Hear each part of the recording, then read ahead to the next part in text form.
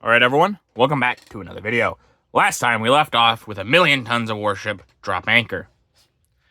And we actually finished February. So I didn't last time, so I'm not going to do it this time. We're not going to read all of this. I'm just going to basically give you the spark notes of it. So we're going to go with that. So I'll just read little bits of it here and there. But it says, throughout March and April, Allied and German forces continued the drawn battle of Italy. It was not until May 12th that Americans and British began the offensive that turned the tide of victory in their favor. Operations began with the assault on Cassino, so stubbornly held by the Germans for many months. Castlefort fell on May 14th, and 4 days later, the Allies entered Cassino, Esperia, and Fornia. But yeah, so this is just talking about a lot of the Italian front. So it says right there, even engaging in Rome. Like that. And then Russia closes in. This is talking more about the Russians and how they are pushing far in to where they were. They're getting far in there. And then the Far East and the Pacific. So talking about what's going on with the Japanese and things of that nature. There's a lot there. And then France. So this is talking about the invasion of France. The D-Day invasion. Morning of June 6th, supported by an ensemble of warships and support vehicles. So, talking about a lot of this good stuff. So, with that, I didn't want to read all this, so we could actually get to some pictures today. So, we're now going on. The paths of glory near their end for Hitler. March 1st, 1944. The tumult and the shouting dies. As the last half of the fifth year of the war got underway, Adolf Hitler found the day of reckoning drawing closer and closer. Before the year had ended, the Allies were swarming all over France and driving his legions to surrender or back to the German soil. In this picture, taken in 1936, a Nuremberg Congress, the Führer, using a somewhat forceful gesture, is shown addressing his adherents in the Luptoid Arena, with the Nazi swastika outlined on the platform. Now, I think I did show it pretty well, but I'm going to try not to as much as I can. But yeah, Adolf Hitler, he's pretty popular with the Germans. Actually, something interesting that we don't really talk about, he was looked at by many people before the war as a good thing for Germany and a good thing for the world because, oh, look, he brought Germany back. You know, they're doing great now and things like that. Obviously, they didn't know what he was going to do, but still, a lot of people praised him because, well, he brought his country back and made it more powerful and stuff. And that was a big deal. So, well, he did do terrible things before we knew about those. A lot of people did like him. Quite a bit, actually. American bombers blast Berlin for the first time. March 4th, 1944. Mustangs and fortresses hit in daylight. American flying fortresses dropped bombs on Berlin in daylight for the first time on March 4th, 1944. While other groups of American heavy bombers raided targets in eastern Germany, 14 American bombers and 26 fighters failed to return from the day's mission over Germany.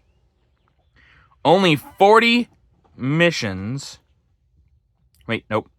Only 40 German planes rose to intercept the raiders over the German capital.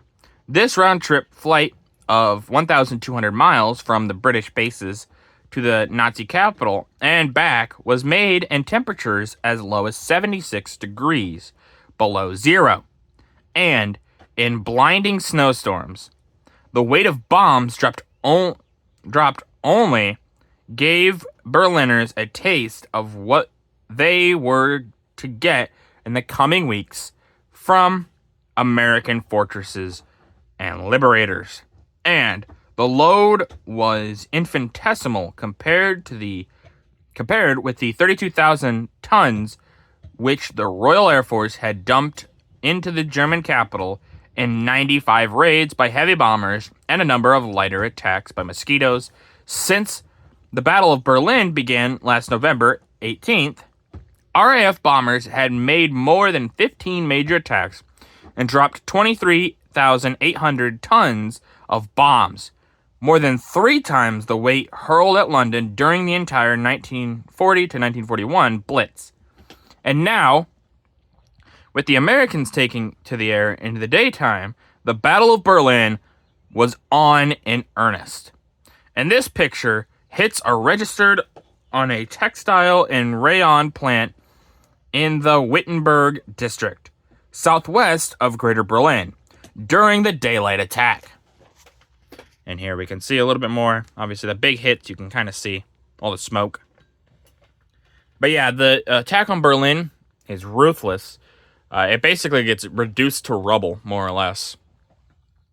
Most of Germany gets kind of reduced to rubble by the end of the war. A lot of good artifacts and things like that are lost, and a lot of people are lost. You could say, yes, they kind of deserved it, but to some degree, probably not like this.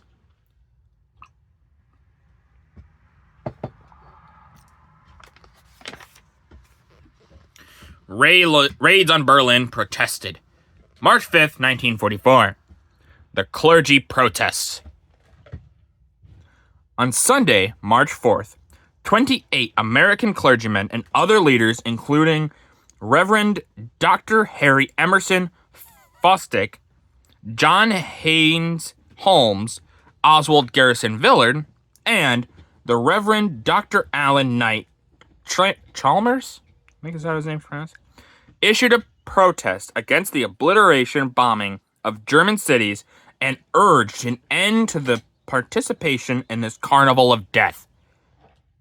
In this picture, American bombs dropped by raiders of the U.S. 8th AAF get their target in the industrial section of the Nazi capital. So yes, obviously they just kind of washed over that, but American clergymen, they don't necessarily not have a point. It is kind of just a carnival of death, especially from by the British. It was a retaliatory, and they kind of went kind of hard on it. A lot of times they said, "Oh no, we were just attacking war aims." But with how much they bombed the city, no, they weren't, and neither were the Americans.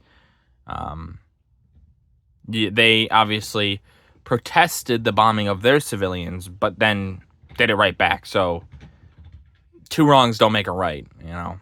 An eye for an eye. What the whole saying is, an eye for an eye makes the whole world go blind. So, wearing down the Luftwaffe. March 6th, 1944. Headaches for Hitler and co. The American Air Force took up in a big way by daylight the task which the Royal Navy Air Force had been carrying out so powerfully by night. The obliteration of Berlin as the capital of Germany.